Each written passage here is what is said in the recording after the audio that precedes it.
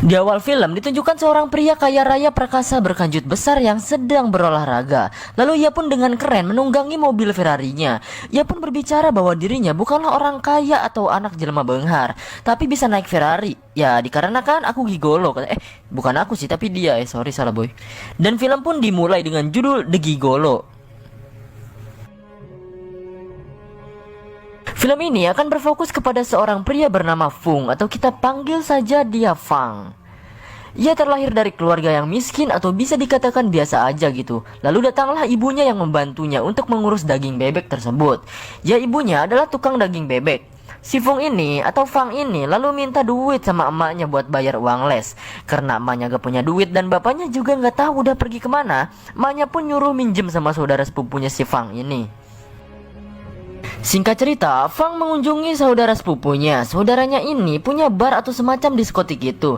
Lalu si Fang pun diberi pinjaman. Setelah itu, sepupunya ini pun menyuruh Fang bekerja aja daripada ngurusin sekolah. Terus kasihan emaknya, si Fang gak mau karena masih kepengen sekolah. Lalu datanglah salah satu kenalan sepupunya bernama Michelle. Ia pun menggoda-goda si Fang. Karena si Fang ini niatnya cuma minjem duit doang, Fang pun hanya diam. Lalu datanglah dua orang lagi. Ceweknya ini bernama Yoyo dan cowoknya bernama Chris. Jadi si Yoyo ini lagi pakai jasa gigolonya si Chris ini gitu. Dan jelas banget kalau si Chris adalah gigolo yang cukup dikenal juga. Saat Michelle mulai meraba-raba Fang, Fang pun langsung cabut untuk balik. Keesokan harinya, Fang sedang bermain basket bersama beberapa orang. Fang ternyata memiliki seorang pacar yang cantik bernama Jolie. Fang pun tebar-tebar pesona. Lalu, tunggu, ini ada jamet anjing. Kok ada di sini jamet kupro ya anjing? Jamet kupra ini mah. Lalu si Jolie ini ditawarin buat main ke pesta sama Peter. Jadi si Peter itu kayak berandalan sekolah gitulah. Jolie pun nolak dan mau main ke rumah si Fang aja. Si Peter langsung kesal dan akan membalaskan dendamnya. Singkat cerita, saat Fang dan temannya di loker, temannya menemukan sejenis narkotika di lokernya Fang. Karena ada guru yang menghampiri, temannya ini langsung menyembunyikan benda itu di selangkangannya atau di sempak si Fang itu gitu. Guru tersebut mengecek loker Fang. Akhirnya si guru gak nemu apa-apa dan si Peter itu langsung kebingungan karena benda haramnya hilang dari loker Fang. Bangke, emang mentang-mentang otongnya gede anjir. Sepulang sekolah, Fang pun pacaran sama Jolie. Fang pun ngajak Jolie nonton kaset dan filmnya ini film biru anjir. Lalu semakin lama menonton, akhirnya mereka pun hendak melakukan pergenjotan. Tapi saat Fang berusaha masukin otongnya, emaknya pun datang dan kaget melihat mereka berdua. Tapi anehnya, emaknya ini kagak marahin mereka berdua. Si Fang bilang bahwa mereka sedang belajar. Tapi saat emaknya mengambil buku di celana si Fang, seleting Fang pun belum dinaikkan. Mampus kau Fang. Dan emaknya juga bilang kalau mau kayak gituan pakai kondom aja, kasihan nanti pacarnya. Emaknya teh hedan anjir ini. Malamnya, Fang menemui bapaknya. Ia bercerita mengenai dirinya saat hendak memasukkan otongnya tadi. Si bapaknya juga ngewajarin kalau otong anaknya ini emang warisan dari bapaknya. Katanya kalau mau ngegenjot cewek harus pakai pemanasan jari dan lidah dulu. Bangke emang babehnya ini. Contohnya seperti set dah. Keesokan harinya, temannya si Fang sedang dibully. Lalu Fang pun menolongnya dan ribut dengan Peter itu. Guru pun datang untuk melerainya. Sepulang sekolah, ternyata si Fang dikeluarkan dari sekolah dan ia melihat seorang wanita cantik dan seksih sedang memperbaiki ban mobilnya di tengah-tengah hujan yang deras. Atuh teh pun ternyata jeroan ketingali. Halah aing mah koneng deui.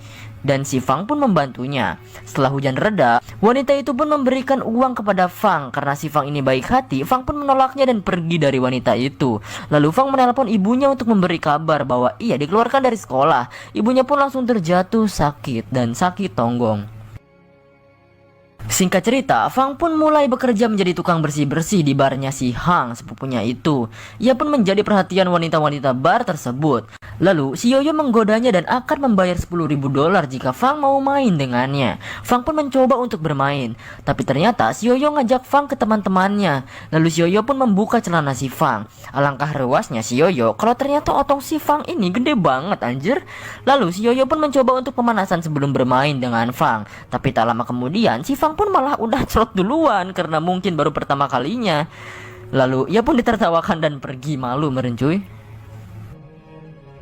Fang pun berdiam diri sambil mencoba untuk sebat. Disitulah ia bertemu dengan si Chris. Chris adalah gigolo yang di awal film ia sedang bersama si Yoyo tadi. Ia bercerita mengenai hal tadi dan si Chris bilang itu hal wajar. Chris pun menawari Fang untuk menjadi gigolo aja dan menemui kliennya. Singkat cerita, ternyata kliennya adalah seorang wanita yang gendut dan memiliki nafsu makan yang tinggi. Si Fang pun merasa ditipu oleh Chris. Sialnya lagi, saat mereka berusaha mesra, ada temannya si Peter yang memfoto dan mengirimkannya ke si Jolie alias pacarnya si Fang itu. Jolie pun langsung memutuskan si Chris di situ juga, cuy. Singkat cerita lagi, Fang menemui bapaknya yang lagi ngamen. Dia bilang bahwa ibunya lagi sakit dan dirinya udah dikeluarkan dari sekolah. Lalu ia juga bilang bahwa dirinya udah jadi gigolo. Si bapaknya ini ngewajarin apa yang dilakukan anaknya karena emang keadaan ekonomi juga ya kan. Lalu si bapaknya ini nyuruh si Fang untuk pergi menemui seorang bernama Abson. Abson adalah raja gigolo. Jadi si Fang disuruh buat menemuinya untuk belajar menjadi gigolo dan sekalian nagihin hutang 30 juta milik bapaknya tersebut. Malamnya Fang menemui Yoyo. Si Yoyo pun jadi judes jutek karena pelayanan kemarin si Fang. Karena udah cerot duluan sebelum si Yoyo puas. Yoyo pun menyuruh Fang pergi aja ke tempat Michelle karena Michelle lagi butuh jasa gigolo. Keesokannya ia ke tempat Michelle dan ternyata anjrit tubuhnya jadi meja makanan dan di situ dia rebahan tanpa busana, cuy. Lalu Michelle dan teman-temannya makan bersama. Terus ada nenek-nenek nih ya, dia pengen makan. Malah gigit otongnya si Fang, anjim. Singkat cerita, Fang pun telah selesai bekerja menjadi gigolo di tempat Michelle. Ia pun berjalan pulang sambil menangis.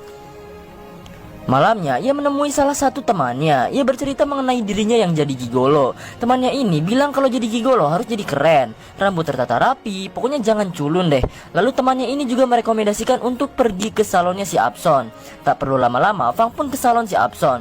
Ia bertemu dengan anak buahnya si Abson dan memintanya untuk menunggu. Karena lama terus nunggu sampai malam, Fang pun menunggu dengan sabar. Anak buahnya si Abson pun ngajak ke bar. Lalu anak buahnya ini memberinya semacam apa ya, yang kayak vape tapi pakai tabung itu. Lupa namanya, cu. Pokoknya si Fang langsung teler dan ngefly, cuy. Lalu si ceweknya ini pun ngegenjot si Fang dengan keadaan teler.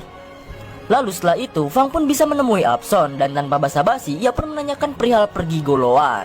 Lalu si Abson pun memberi beberapa quotes, anjay quotes. Lalu selain itu, Fang juga menanyakan soal hutang ayahnya juga. Fang juga sedikit emosi dan gak mau bayar karena ayahnya Fang juga katanya kalau dilihat-lihat dari belakang banyak hutangnya juga sama dia. Singkat cerita, Fang pun menemui ayahnya yang lagi ngegembel dan menceritakan bahwa Abson gak mau bayar utangnya. Lalu beberapa orang pun datang untuk menagih utang kepada ayahnya Fang. Karena gak punya duit, mereka pun ribut dan kejar-kejaran. Lalu ayahnya pun dibacokin sama mereka sampai modar dan tak sadarkan diri, cuy. Fang pun menemui Abson lagi dan meminta uangnya. Lalu Abson pun ngajak ribut dulu. Kalau menang nanti dibayar. Sayangnya Fang selalu kalah dari pertarungannya. Setelah itu Fang dan Abson pun mengobrol. Abson menunjukkan bakatnya yang aneh, yaitu mengambil pil dari dalam gelas. Ia pun menjulurkan lidahnya dengan ajaib.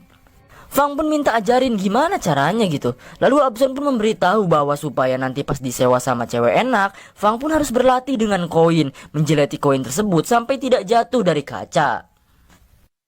Fang pun melatihnya terus menerus. Singkat cerita, Fang benar-benar mulai serius menunjukkan hasil latihannya kepada Abson dan akan dipraktekkan kepada anak buahnya si Abson.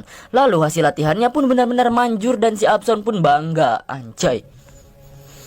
Fang pun langsung ke bar dan menemui Yoyo, lalu ngajak Yoyo untuk bergenjotan. Terus Yoyo pun langsung terkapar lemas karena permainan si Fang itu. Fang pun benar-benar menjadi gigolo yang banyak dipesan. Singkat cerita, Michelle juga memesan si Fang dan seperti biasa, si Fang pun bergenjotan sampai si Michelle puas.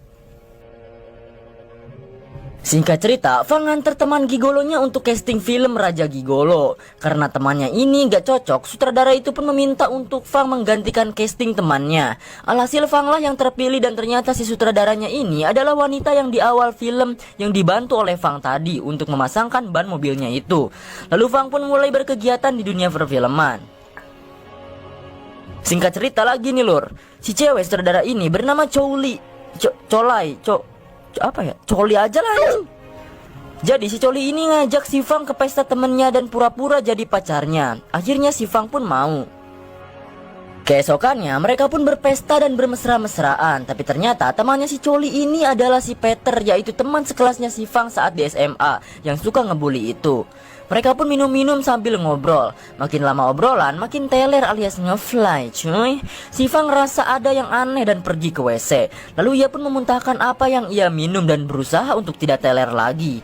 Di lain tempat, si Peter membawa Chow Li yang sedang teler parah ke kamarnya dan berusaha memperkosanya. Beruntung si Fang langsung membeletakkan sebuah besi ke kepala si Peter sampai kejer-kejer dan memfoto kanjutnya si Peter yang ternyata cuma 1 cm. Dia pun bilang bahwa otot si Peter cuma segede ceker ayam anjir. Lalu Fang pun membawa pulang si Chow Li. Di jalan setelah Chow Li sadar, ia pun langsung menjelaskan perihal tadi. Singkat cerita, si Fang dan Chow Li udah jadian. Si Chow Li ngajak ke rumahnya untuk bertemu keluarganya. Ia pun dikenalkan dengan ayahnya yang bernama Pak Ben.